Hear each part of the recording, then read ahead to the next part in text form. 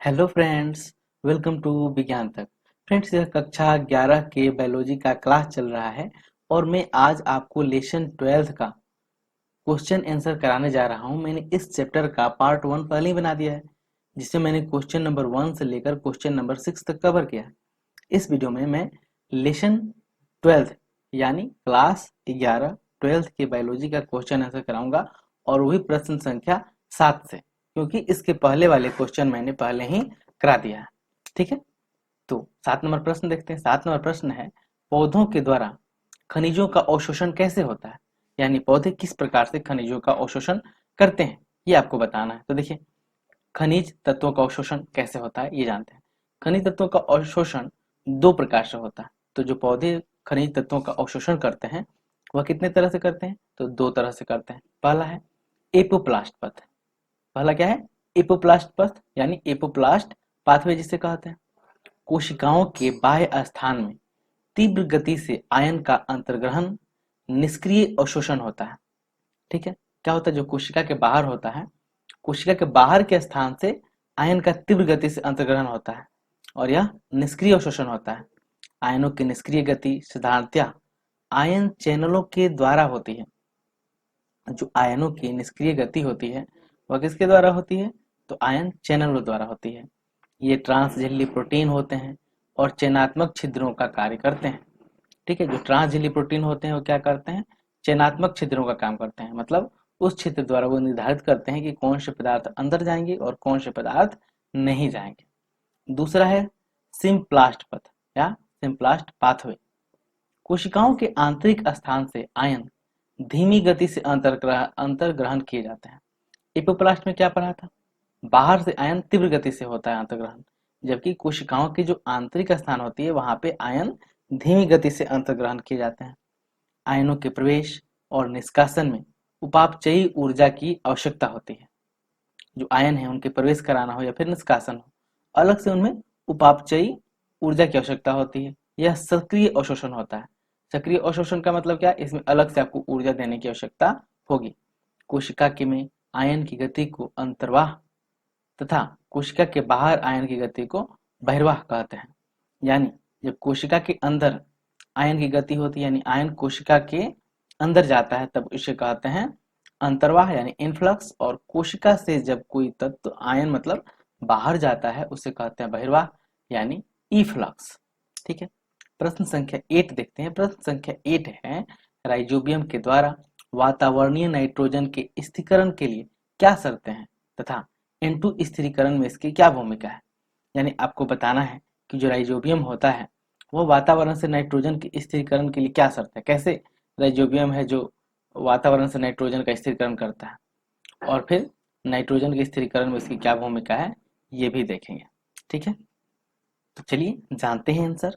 वायुमंडलीय नाइट्रोजन स्थिरीकरण की शर्तें, यानी वायुमंडलीय नाइट्रोजन की स्थिरीकरण की क्या शर्तें हैं वो देखें। तो ये 4 शर्तें हैं। पहला क्या है, नाइट्रोजिनेस एंजाइम, नाइट्रोजिनेस एंजाइम चाहिए।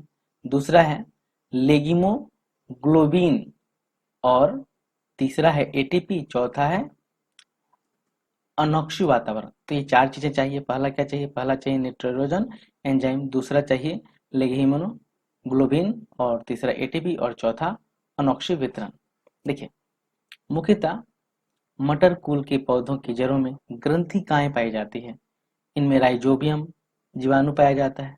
ग्रंथिकाओं में नाइट्रोजिनेज एंजाइम एवं लेगिमोग्लोबिन आदि सभी जैविक रासायनिक संघटक पाए जाते हैं। जो मटर कुल के पौधे हैं उनमें क्या होती है, ग्रंथिकाएं होती है, और उन ग्रंथिकाओं में जो राइजोबियम होता है वह जीवाणु पाया जाता है। साथ ही ग्रंथिकाओं में जो नाइट्रोजिनेस एंजाइम और लेगिमोग्लोबिन, ये जो एंजाइम पाए जाते हैं ये सभी जैव रासायनिक संघटक के रूप में पाए जाते हैं। नाइट्रोजिनेस एंजाइम वातावरणीय नाइट्रोजन को अमोनिया में बदलने के लिए उत्प्रेरित करता है। तो याद रखिएगा कि नाइट्रोजिनेस एंजाइम होता है वो क्या करता है, वातावरणीय नाइट्रोजन को अमोनिया में बदल देता है। नाइट्रोजिनेस एंजाइम की सक्रियता के लिए अनोक्सी वातावरण आवश्यक है।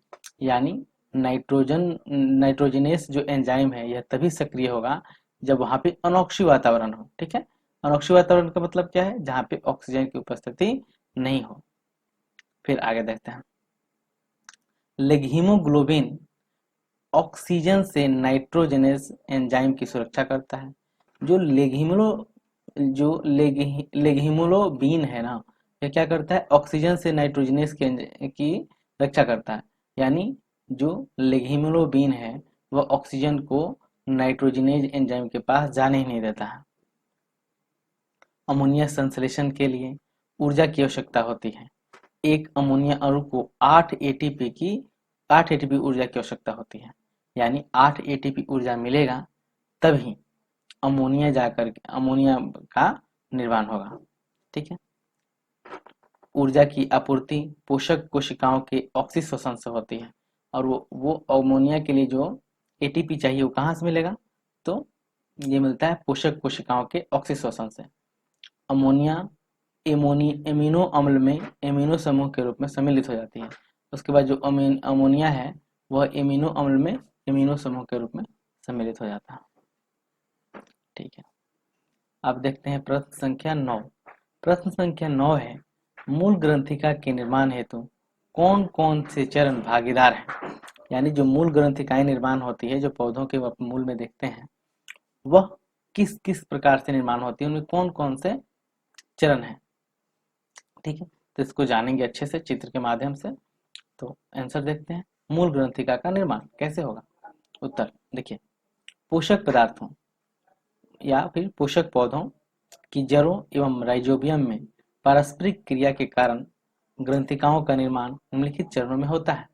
यानी जो पोषक पौधे हैं, जैसे सामान्यतः मटर के पौधे होते हैं, उनके जड़ में राइजोबियम के साथ पारस्परिक क्रिया होती है। ठीक है, उनके जड़ और राइजोबियम के बीच में पारस्परिक क्रिया होती है और इसी के फलस्वरूप क्या होता है? ग्रंथिकाओं का निर्माण होता है। देखिए कैसे, राइजोबियम जीवाणु बहुगुणित होकर के जड़ के चारों ओर एकत्र होकर मूल रोम एवं त्वचीय रोम में जुड़ जाते हैं। जीवाणु संक्रमण के कारण जीवाणु मूल रोम से होकर वलकुट में पहुंच जाते हैं। वलकुट में जीवाणु के कारण कोशिकाओं का विशिष्टीकरण नाइट्रोजन स्थिरीकरण कोशिकाओं के रूप में होने लगता है। आप यहाँ पे देखिए, जैसे ये मूल है, ठीक है, और ये मूल रोम है, ये मूल रोम है। मूल रोम में ये चारों तरफ ये बैक्टीरिया है जो राइजोबियम बैक्टीरिया होते हैं। ये बैक्टीरिया पूरा वृद्धि करते हैं और वृद्धि करके ये मूल के चारों तरफ से फैल जाते हैं। ठीक है, फैलने के बाद, अच्छा मैं इसे पढ़ लेता हूँ तब नीचे आगे समझाता हूँ। इस प्रकार ग्रंथिकाओं का निर्माण होता है। ग्रंथिकाओं के जीवाणुओं का पोषक पादप के पोषक तत्वों के आदान प्रदान हेतु संवहन स्थापित हो जाता है। यानी जो ग्रंथिकाएं होती है वो क्या करती हैं? ग्रंथिकाओं के द्वारा जो जीवाणु को होता है वो पोषक पदार्थ मिल जाता है। जीवाणु को पोषक पदार्थ कहाँ से मिलता है? पादप से। और बदले में ये पादप को क्या करते हैं? पोषक पदार्थों का अवशोषण करके और जल का अवशोषण करके देते हैं। ठीक है, तो इस चित्र को समझ रहे थे। तो देखिए, ये जड़ है पूरा और जड़ में ये मूल रोम है। मूल के रोम के चारों तरफ ये बैक्टीरिया फैले हुए हैं। ये बैक्टीरिया वृद्धि करते हैं, बहुगुणित होकर के पूरा चारों तरफ फैल जाते हैं। फैलने के बाद यहाँ से ये इस मूल रोम को संक्रमित करते हैं, संक्रमित करके अंदर यहाँ वॉलकुट तक पहुंच जाते हैं। ठीक है, और वॉलकुट करने के बाद जो नीचे का मॉलिक्यूल है और नीचे का जो पोषक पदार्थ है उसको शोषित करके इसमें पूरा जड़ में पहुंच जाता है। वही यहाँ पे चित्र में दिखाया गया। ठीक है, अब है ये प्रश्न संख्या 10 और ये इस चैप्टर का शायद लास्ट प्रश्न है। जी हाँ, लास्ट प्रश्न है, तो इसको जानते हैं। प्रश्न संख्या 10 है, निम्नलिखित कथनों में कौन सही है? अगर गलत है तो उन्हें सही कीजिए। आपको बताना है कौन सही है। अगर कोई कथन गलत है तो उसको आपको सही भी करना है। पहला है, बोरॉन की अपर्याप्तता से स्थूल काय अक्ष बनता है। ठीक है, तो ये बिल्कुल सत्य कथन है कि हाँ, बोरॉन की अगर अपर्याप्तता होगी, बोरॉन की कमी होगी तो स्थूल काय अक्ष बन जाएगा। दूसरा है, कोशिका में उपस्थित प्रत्येक खनिज तत्व उसके लिए अनिवार्य है। जी नहीं, यह तो असत्य कथन है, क्योंकि 105 खनिज तत्वों में से लगभग 60 तत्व विभिन्न पौधों में पाए जाते हैं। इनमें से 17 तत्व ही अनिवार्य हैं। तो याद रखिएगा, पौधों में कितने तत्व अनिवार्य होते हैं? तो मात्र 17 होते हैं। और लगभग 60 तरह के तत्व होते हैं जो पौधों में पाए जाते हैं। तीसरा है नाइट्रोजन पोषक तत्व के रूप में पौधे में अत्यधिक अचल है। ठीक है, ये भी असत्य कथन है, क्योंकि नाइट्रोजन अत्यधिक गतिमान पोषक खनिज तत्व है। यह चारों तरफ गति करता है। और 4 नंबर है घ है सूक्ष्म पदार्थों की अनिवार्यता निश्चित करना अत्यंत ही आसान है, क्योंकि ये बहुत ही सूक्ष्म मात्रा में लिए जाते हैं। ठीक है, तो कह रहा है कि जो सूक्ष्म पोषक तत्व है ना, उनकी अनिवार्यता मतलब उनको उपलब्ध कराना बहुत ही आसान है। इसलिए आसान है क्योंकि ये बहुत ही कम मात्रा में लिए जाते हैं। लेकिन ये असत्य कथन है, गलत बात है, क्योंकि सूक्ष्म पोषक पदार्थों की अनिवार्यता निश्चित करना अत्यंत कठिन कार्य होता है, क्योंकि अति सूक्ष्म मात्रा में प्रयोग किए जाते हैं। सामान्यतः पोषक लवणों में अशुद्धता के कारण इनकी अनिवार्यता स्थापित करना कठिन हो जाता है, क्योंकि जो पोषक पदार्थ होते हैं उनमें लवणों में अशुद्धता होती है। इसलिए इनका जो पूर्ति करना रहता है, इनका जो आवश्यकता की पूर्ति करनी रहती है वो करना काफ़ी कठिन होता है। इसके साथ ही इस चैप्टर का क्वेश्चन से समाप्त होता है। आपको यह पूरा वीडियो कैसा लगा है कमेंट करके ज़रूर बताइएगा। अगर अच्छा लगा है तो लाइक कीजिएगा और अपने फ्रेंड्स के साथ शेयर कीजिएगा। कोई सुझाव देना चाहते हैं तो उसे भी कमेंट बॉक्स में लिख सकते हैं। यह वीडियो देखने के लिए आपका बहुत बहुत धन्यवाद। बाय।